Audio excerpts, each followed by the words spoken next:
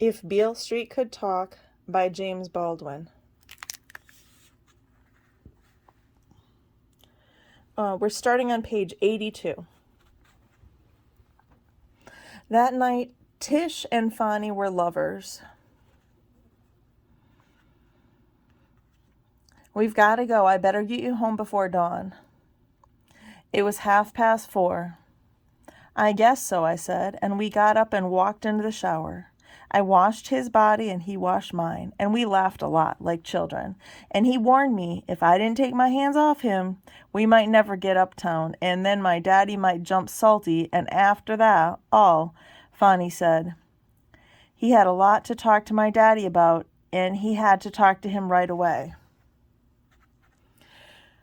Fonny got me home at 7. He held me in his arms in the almost empty subway all the way uptown. It was Sunday morning. We walked our streets together, hand in hand. Not even the church people were up yet, and the people who were still up, the few people, didn't have eyes for us. Didn't have eyes for anybody or anything. We got to my stoop, and I thought Fonny would leave me there, and I turned to kiss him away. But he took me by the hand and said, "Come on," and we walked up the stairs. Fonny knocked on the door. Sis opened it, her hair tied up, wearing an old green bathrobe. She looked as evil as she could be. She looked from me to Fonny and back again. She didn't exactly want to, but she smiled. "You're just in time for coffee," she said, and moved back from the door to let us in. I started to say, but Fonny said, "Good morning, Miss Rivers," and something in his tone made Sis look at him sharply and come full awake. "I'm sorry we coming in so late. Can I speak to Mr. Rivers, please? It's important." He still held me by the hand. "It might be easier to see him," Sis said, "if you come inside out of the hall." I started again, intending to make up good God knows what excuse. "Want to get married," Fonny said. "Then you'd really better have some coffee," Sis said, and closed the door behind us. Sharon now came into the kitchen, and she was somewhat more together than Sis. That is, she was wearing slacks and a sweater, and she had knotted her hair in one braid and skewered it at the top of her skull. "Now where have you two been?" she began. "Till this hour of the morning? Don't you know better than behaving like that? I declare. We was just about to start calling the police." But I could see, too, that she was relieved that Fonny was sitting in the kitchen beside me. That meant something very important, and she knew it. It would have been a very different scene, and she would have been in very different trouble if I had come upstairs alone. "I'm sorry, Mrs. Rivers," Fonny said. "It's all my fault."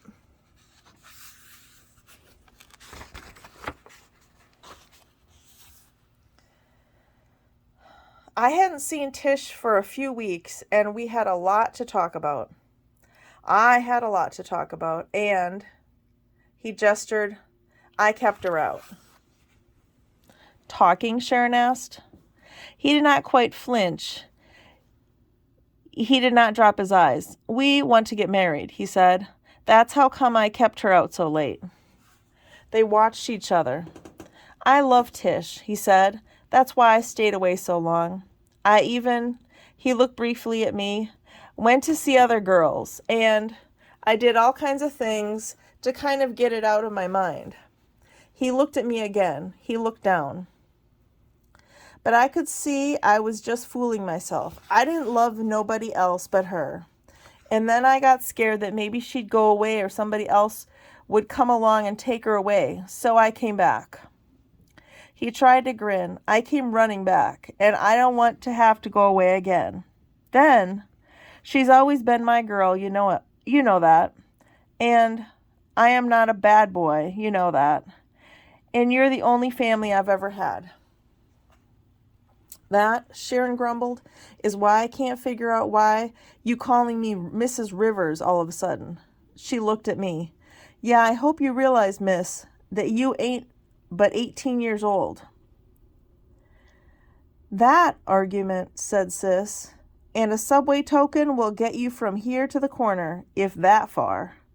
She poured the coffee. Actually, it's the older sister who is expected to marry first, but we have never stood on ceremony in this house. What do you think about all this? Sharon asked her. Me? I'm delighted to be rid of the little brat. I never could stand her. I could never see what all the rest of you saw in her. She sat down at the table and grinned. Take some sugar, Fonny. You're going to need it, believe me, if you intend to tie yourself up with my sweet, sweet little sister. Sharon went to the kitchen door and yelled, Joe! Come on out here. Lightning's done struck the poor house. Come on now, I mean it. Fonny took my hand. Joseph came into the kitchen in slippers, old corduroy pants, and a t-shirt. I began to realize that no one in this house had really been to sleep.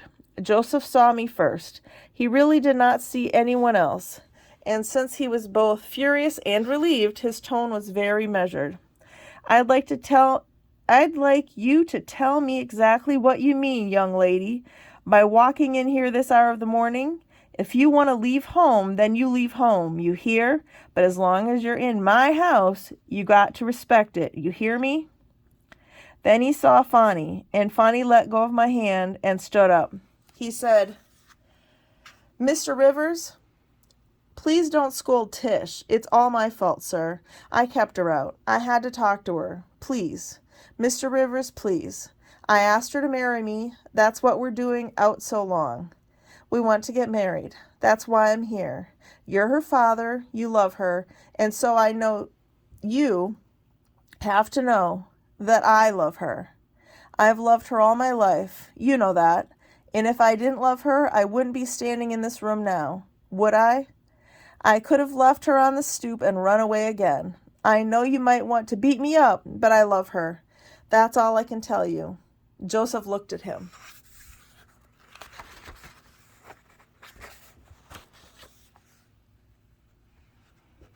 How old are you? I'm 21, sir. You think that's old enough to get married? I don't know, sir, but it's old enough to know who you love. You think so? Fonny straightened. I know so. How are you going to feed her? How did you? We, the women, were out of it now, and we knew it. Ernestine poured Joseph a cup of coffee and pushed it in his direction. You got a job? I load moving vans in the daytime, and I sculpt at night. I'm a sculptor. We know it won't be easy, but I'm a real artist, and I'm going to be a very good artist, maybe even a great one. And they stared at each other again. Joseph picked up his coffee without looking at it and sipped at it without tasting it. Now let me get this straight. You asked my little girl to marry you, and she said, Yes, said Fonny. And you come here to tell me or ask my permission. Both, sir, said Fonny. And you ain't got no kind of future, Fonny said. Both men again had measured each other. Joseph put his coffee down. Fonny had not touched his. What would you do in my place? Joseph asked.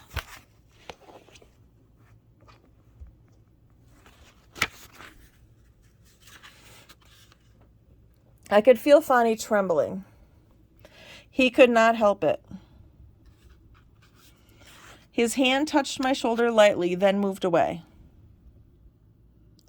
I'd ask my daughter, if she tells you she don't love me, I'll go away and I won't ever bother you no more. Joseph looked hard at Fonny, a long look, in which one watched skepticism surrender to a certain resigned tenderness, a self-recognition. He looked as though he wanted to knock Fonny down. He looked as though he wanted to take him in his arms. Then Joseph looked at me. Do you love him? Do you want to marry him? Yes. I had not known my voice could sound so strange. Yes, yes. Then I said, I'm very much your daughter, you know, and very much my mother's daughter. So you ought to know that I mean no when I say no, and I mean yes when I say yes. and Fonny came here to ask for your permission, and I love him for that. I very much want your permission because I love you, but I'm not going to marry you. I'm going to marry Fonny. Joseph sat down. When? As soon as we get the bread together, Fonny said. Joseph said, you and me, son, we better go into the other room. And so they went away. We did not say anything.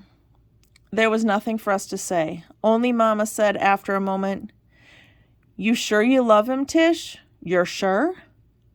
Mama, I said, why do you ask me that? Because she's been secretly hoping that you'd marry Governor Rockefeller, Ernestine said. For a moment, Mama looked at her hard. Then she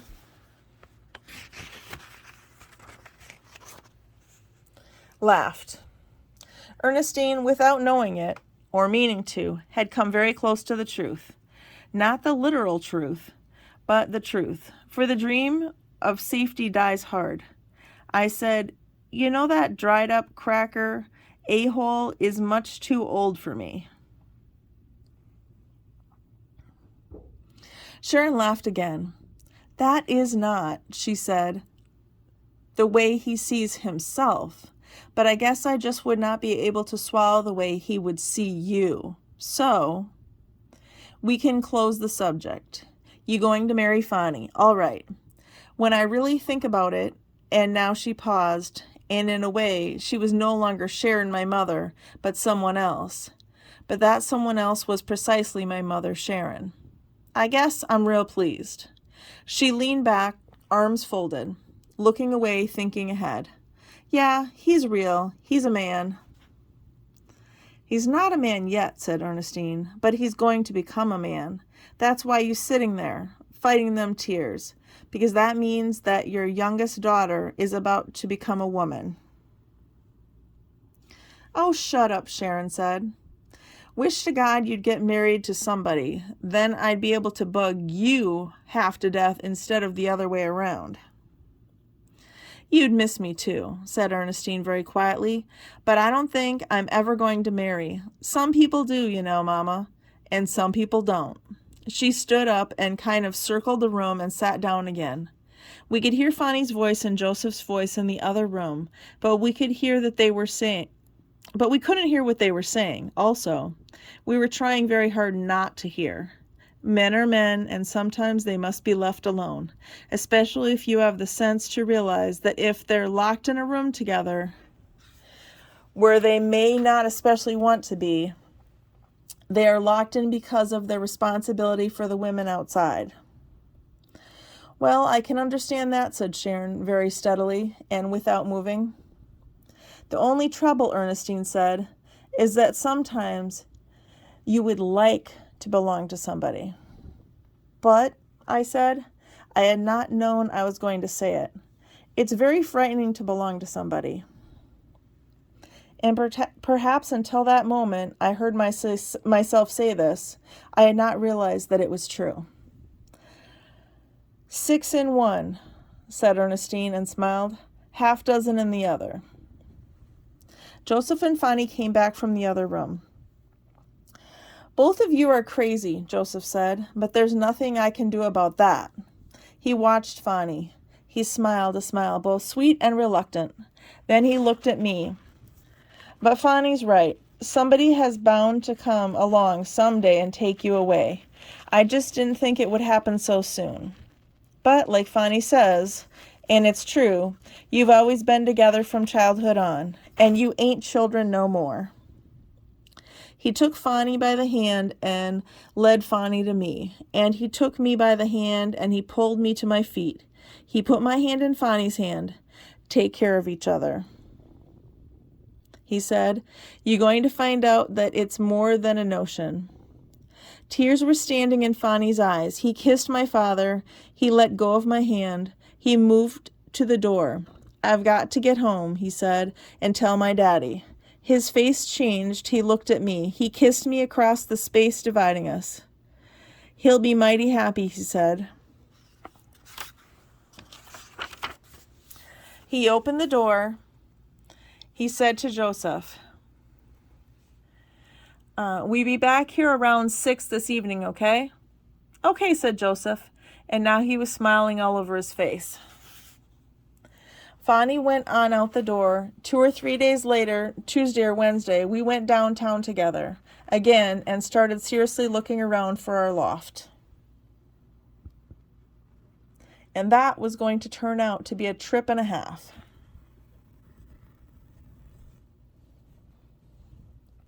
Mr. Hayward was in his office on Monday, just as he had said he would be. I got there about 7:15 and Mama was with me. Mr. Hayward is about 37, I would guess, with gentle brown eyes and thinning brown hair. He's very, very tall, and he's big, and he's nice enough, or seems nice enough, but I'm just not comfortable with him. I don't know if it's fair to blame him or this. I'm not really comfortable with anybody these days. And I guess I certainly wouldn't be comfortable with a lawyer. He stood up as we came in, and I put Mama in a big chair and me in a smaller one and sat down again behind his desk. How are you ladies today? Mrs. Rivers? And how are you, Tish? Did you see Fonny? Yes, at 6 o'clock. And how is he? That always seemed a foolish question to me. How is a man if he's fighting to get out of prison? But then, too, I had to force myself to see from another point of view that it was an important question. For one thing, it was the question I was living with. And for another, knowing how Fonny was might make a very important difference for Mr. Hayward and help him with his case. But I also resented having to tell Mr. Hayward anything at all about Fonny. There was so much that I felt he should already have known.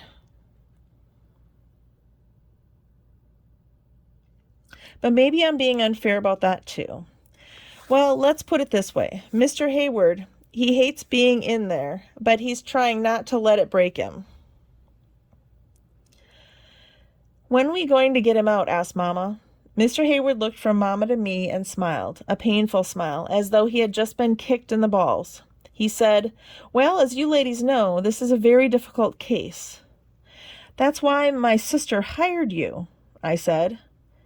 And you are beginning to feel now that her confidence was misplaced?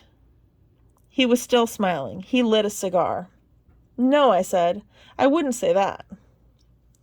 I wouldn't have dared to say that, not yet anyway, because I was afraid of having to look for another lawyer who might easily be worse. We liked having Fonny around, Mama said, and we just kind of miss him. I can certainly understand that, he said, and I'm doing all I can to get him back to you, just as fast as I can. But as you ladies know, the very greatest difficulty has been caused by the refusal of Mr. Rogers to reconsider her testimony. The refusal of Mrs. Rogers to reconsider her testimony. And now she has disappeared. Disappeared, I shouted. How can she just disappear?